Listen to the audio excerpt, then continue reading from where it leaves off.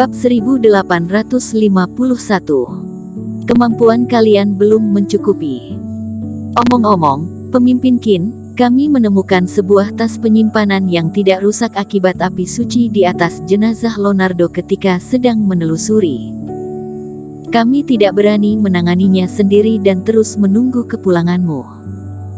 Setelah si pria paruh baya itu selesai berbicara, dia menyerahkan tas penyimpanan Leonardo serta segala material yang diperoleh dari pasukan roh jahat yang dibunuh oleh Erik kepada Erik. Orang-orang ini hanya sekilas membantu dari samping. Lagi pula Erik datang untuk menyelamatkan putri keluarga mereka, jadi meskipun terdapat harta di depan mereka juga sama sekali tidak tertarik. Apapun yang ada di tas penyimpanan ini, seharusnya milik Erik. Erik mengambilnya tetapi tidak melihat isinya, malah bertanya, "Di manakah Hussein?" Dia sudah merasa sedikit aneh ketika datang. Orang-orang pasukan Dewa Angin satu demi satu datang ke sini, maka siapa yang sedang mengawasi Hussein? Mendengar nama Hussein, si Tuayu dan yang lainnya sedikit merasa bersalah. "Sangat maaf Tuan Qin, ketika kamu jatuh ke lembah retak, segel yang kamu tinggalkan untuk Hussein sepertinya terjadi perubahan. Hussein menghancurkan tubuh dan jiwanya serta melarikan diri. Lupakan saja." Erik menggeleng-gelengkan kepalanya.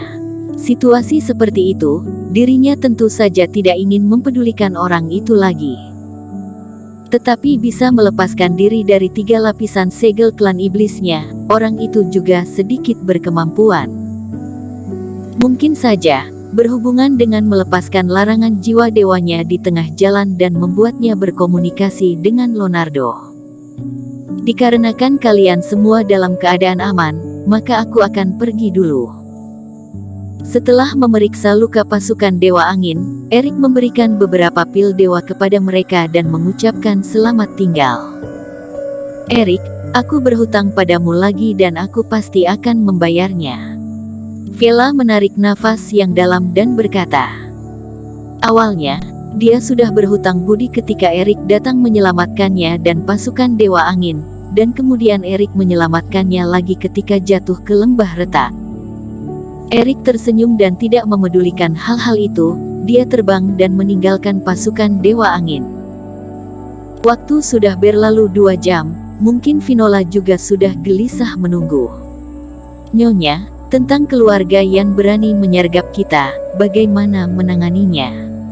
tanya pria paruh baya saat ini. "Segera lakukan transmisi suara kepada ayah, ini bukan pertama kalinya keluarga yang berani melakukan hal seperti itu, harus diketahui semua kekuasaan tanah ekstrim."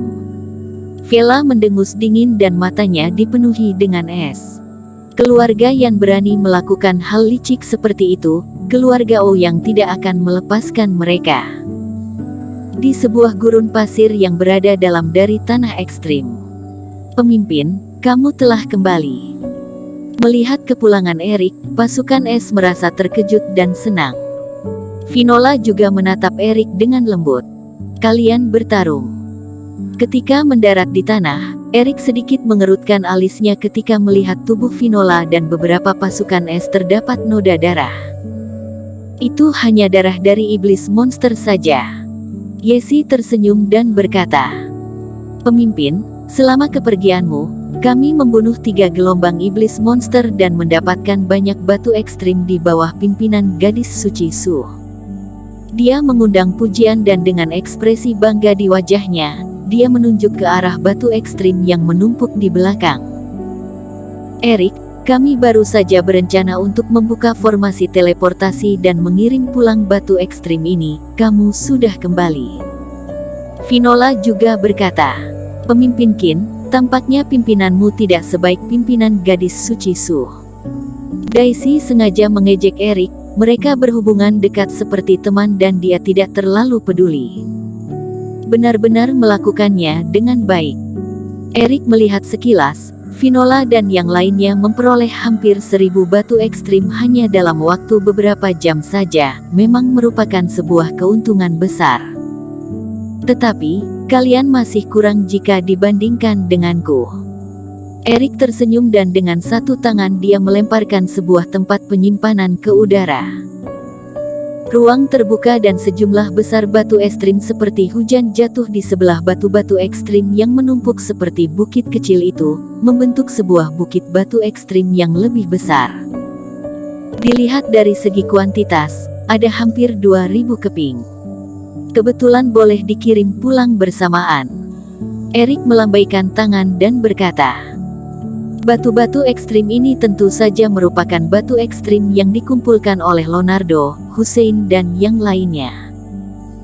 Di dalam mungkin juga terdapat batu ekstrim milik orang-orang miskin yang diserang dan dibunuh oleh mereka. Tetapi, sekarang barang-barang ini sudah menjadi barang yang tidak ada pemiliknya dan Erik juga tidak tertarik untuk mencari sumber batu ekstrim tersebut. Daisy benar-benar terbengong ketika melihat bukit batu ekstrim itu. Pasukan es juga terkejut. Ada apa ini? Jelas bahwa mereka yang berusaha membunuh iblis monster dan mendapatkan batu ekstrim dan Erik juga pergi untuk menyelamatkan orang. Mengapa batu ekstrim yang didapatkan pemimpin Qin lebih banyak dari mereka? Awalnya mereka ingin menjadi sombong di depan Erik, tetapi malah menamparkan wajah sendiri lagi. Pemimpin Qin, apakah kamu merebut batu ekstrim keluarga Ouyang? Daisy berkata, apa yang kamu pikirkan?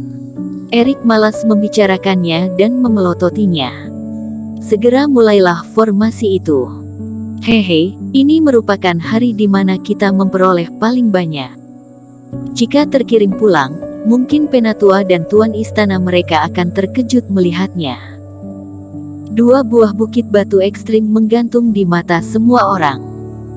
Memikirkan keadaan ketika batu-batu ini muncul di ujung lain formasi teleportasi, Yesi juga tidak bisa menahan senyumnya dan berkata, memulai formasi teleportasi, batu ekstrim itu perlahan menghilang.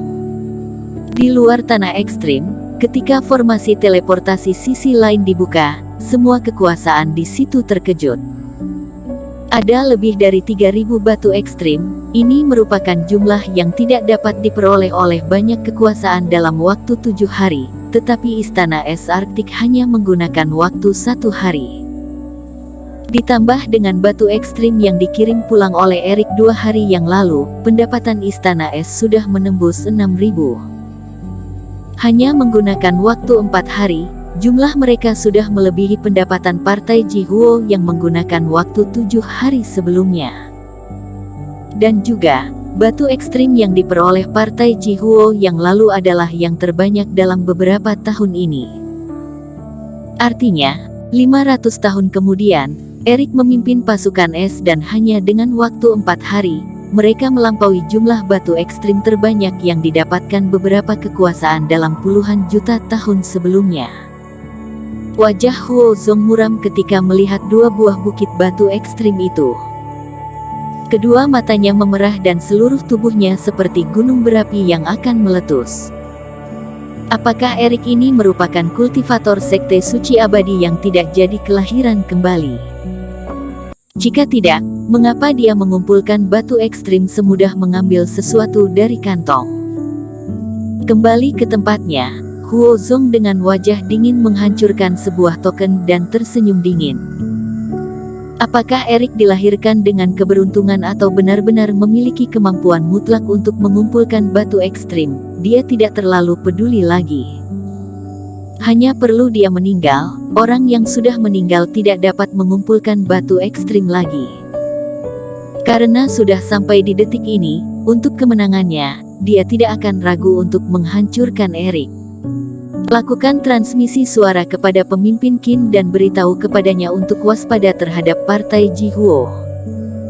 Melihat Huo Zong pergi dengan wajah muram, pemimpin Istana Es tidak bersemangat, tetapi berkata, baik, Tuan Istana. Nenek Yu juga berekspresi serius. Kedua belah pihak telah berurusan selama bertahun-tahun. Dia juga mengetahui bahwa dengan sifat Huo Zong tidak mungkin menyerah dengan begitu saja. Tetapi berada di tanah ekstrim, Partai Jihuo juga tidak dapat mengirim orang ke dalamnya. Tidak tahu cara apa yang akan digunakan Huo Zong untuk melawan Tuan Qin. Nenek Zhen berkata, jika bertarung dengan pedang dan senjata sungguhan, mungkin partai Ji Huo memiliki sedikit keunggulan. Tetapi hasil pertarungannya lebih cenderung melukai kedua belah pihak. Dan dengan begitu, Huorong juga tidak memiliki energi untuk mengumpulkan batu ekstrim lagi. Bagaimana mereka bisa melampaui keunggulan istana es Arktik yang besar itu? Bersambung.